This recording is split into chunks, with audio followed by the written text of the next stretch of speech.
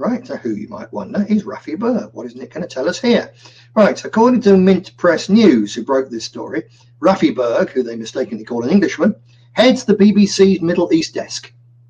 Right, so he's basically in charge of the BBC programming, what they tell you about what's happening in the Middle East, particularly in Gaza, and for that matter in Syria. And it's come out that he formerly worked for the US State Department's Foreign Broadcasting Information Service, a unit which by its own admission was a CIA front group.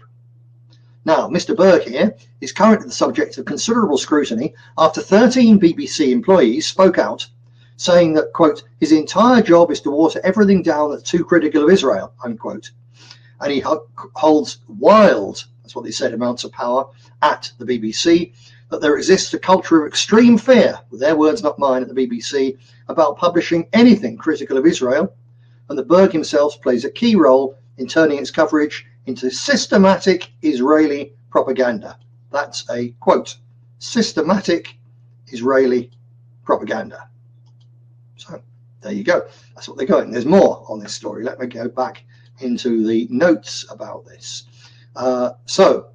In December, Dropsite News published an investigation. Interesting, isn't it, that this is the sort of story, having the head of the BBC's Middle Eastern coverage turn out to be working with the CIA, and in fact, like that with Mossad, the Israeli Secret Service. That's the sort of news story that the likes of Andrew Norfolk at the Times should be breaking. It's the sort of story which journalists used to break it. It's what journalists are for, if they're any damned use at all. But now, this isn't in the Guardian, it's not in the Times, it's not in the Telegraph, it's not in the Mirror or the Sun. It's on the internet, where real journalists now go, on a site called Dropsite News. And they did these interviews with 13 BBC staffers who presented Mr. Berg as a domineering figure, quote, systematically blocking coverage critical of Israel and manipulating stories to suit pro-Israel narratives. Now, the report was written by one Owen Jones, who is a mainstream journalist. He's actually a horrible little piece of work. He was one of the ones who turned up when myself and Andrew Bronze and members of the BNP security team, Simon Darby, Doc Russell and others, were pelted not just with eggs but also with bricks and darts by a leftist mob, while the police literally turned a blind eye. And Owen Jones was one of those scumbags running around screaming and trying to get us killed. He didn't come and tangle with us. Anytime you want to come and see me, Owen, we'll have a chat. Anyway, he did do a good job in this story. And to be fair to Owen Jones, he is pretty sound on what's happening in Palestine and in Gaza. He will not tell you any of the real in-depth, the real whys. He won't get it go into, not for one moment, the appalling and disgusting and despicable ancient hatred of the others, whether they be Muslims or Christians, Palestinians, Syrians or us, that's at the root of these problems. He won't tell you anything about that. But on the day-to-day stuff about what the Israelis are doing, genociding people in Gaza, Owen Jones is pretty good. Fair play. Anyway, he ran this story, the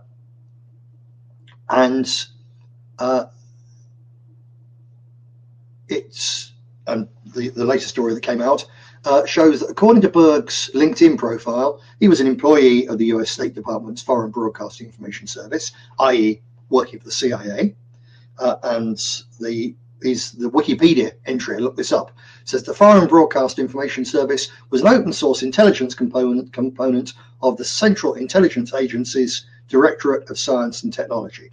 It monitored, translated and disseminated within the US government openly available news and information from media sources outside the United States. Berg doesn't dispute the fact he was a CIA man. He actually told in an interview in 2020 with the Jewish Telegraph, he said he was, quote, absolutely thrilled, unquote, to be working for the CIA. But he also has a close professional relationship with Mossad, which is Israel's main intelligence agency. This is the man running what you are allowed to watch on the BBC. Like that with Mossad. He published in 2020 a book called Red Sea Spies, the true story of Mossad's fake diving resort. He co-wrote this with Mossad commander Danny Limor, on whom he relied extensively. They became good friends. In 2020, Mr. Berg published a picture of himself with his arm around this ex-Mossad commander. And the first page of Red Sea Spies is a glowing recommendation from the former director of Mossad, a group which Berg describes as the world's greatest intelligence service. Now, to be fair to the Mossad, they are a very effective, very ruthless, very powerful, very scary intelligence service. I haven't got a problem with that, really.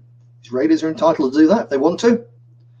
But the BBC is not entitled to present a close associate of the Mossad as a man who is actually capable of giving you free, fair and unfettered access to news about what is happening in occupied Palestine. In 2021, Mr. Berg sent a message to Benjamin Netanyahu's son stating your dad has my book Red Sea Spies, because it's shown up in pictures in his office, and he sent me a lovely letter about it. And that letter, so the letter from Benjamin Netanyahu, can be seen on the wall of Berg's office in many of his public posts and videos, framed and next to him meeting a Mossad commander and meeting Mark Regev, the former spokesman for the Israeli Prime Minister's office. The idea that a BBC editor, Middle East editor, paid with your taxes, and if you refuse to pay, if you dare to watch a piece of television in Britain without having the BBC TV licence, you can be fined. There's more women in prison for that crime, not having a TV licence, than for any other crime in the country. So we're forced to pay. If you want access to the news, to live news, you have to pay these people. And yet here we have this CIA and Mossad asset deciding what you're going to be allowed to see. According to one journalist in Jones's drop site story, this is systematic Israeli propaganda. Quote, this guy's entire job is to water down everything that's too critical of Israel. So there we go. Some of the stories about what Berg did are really quite shocking. One example is the whitewashing of the Israeli attack on the funeral of the Palestinian American journalist Shireen Akleh, who was shot by Israeli snipers in the head and who proceeded to lie about what they'd done. And the Israelis later attacked the funeral, beating mourners and firing tear gas at them. The BBC text, allegedly penned by Berg himself, read, violence broke out at the funeral in East Jerusalem of reporter Shireen Akleh, killed during an Israeli military operation on the occupied West Bank.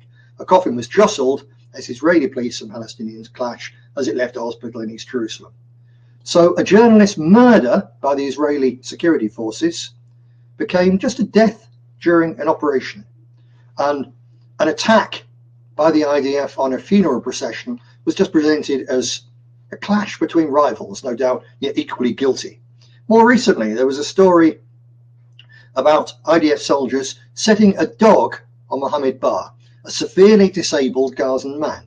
Now, you might not like, on account of the grooming issues, you might thoroughly distrust Muslims, and despite the fact that this group were Pakistanis, you might think, well, they're all the same, so the Palestinians, I don't really care. No. You cannot, in any moral decency, accept soldiers, armed soldiers, setting an attack dog on a severely disabled man. You can't accept them setting an attack dog on anyone who's not attacking them, let alone a severely disabled man, who they then let bleed to death. This is pure, utter savagery. This is the sort of actions which we were told were carried out by the Nazis against the Jews. That is a major part of the reason that no one dares to criticize what the Israelis are doing now. So a past genocide of 80 years ago or more is now used to excuse and justify and glorify a genocide happening right now. Never again was not supposed to mean never again only to one group. But it's fine for everybody else, especially when members of that group are doing it. Absolutely disgusting. Anyway, under Berg's supervision, the original headline just ran, "The Lonely Death of Gaza Man with Down Syndrome," unquote.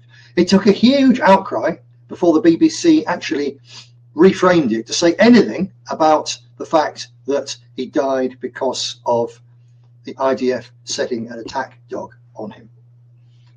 One BBC journalist says, there has to be a moral line drawn in the sand, and if this story isn't it, then what is? The BBC has offered total support to Mr. Berg and his work, rejected any suggestion of a lenient stance towards Israel, and says that the Dropside article fundamentally misdescribes Berg's power, influence, and how the network works. Well, you judge. Just to recap here. The man in charge of the BBC's Middle East reporting has framed pictures and letters of Mossad commanders and a letter from the war criminal Benjamin Netanyahu on the wall of his office, as if they were rock stars and he's a teenage groupie. The very fact that someone like that is in that position, is paid with your money to do these things, shows the kind of culture that exists at the BBC, and it's one that systematically demonized the Palestinians and manufactured for consent for genocide. Now, perhaps, as I said, you're one of those who doesn't really care.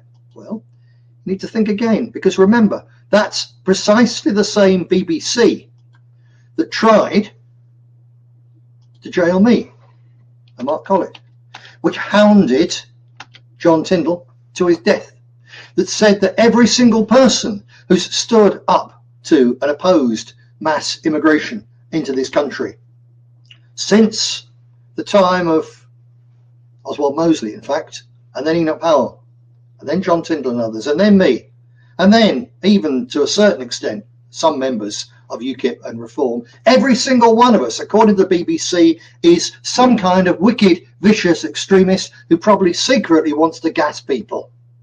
That's the BBC. So the same BBC that demonizes and excuses and conceals and helps the genocide of the Palestinians is also doing the same to us, to your people, if you are a Brit.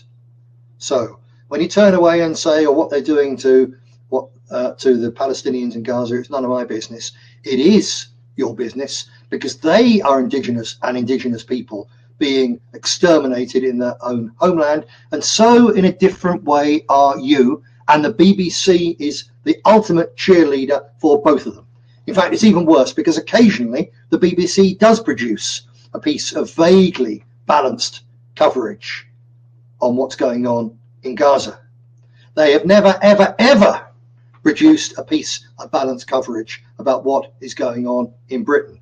They never once have told the British people the truth about the 1 million young girls gang raped by those grooming gangs. That's the BBC. So don't turn around and think that Mr. Berg isn't your problem. He and what he exemplifies most definitely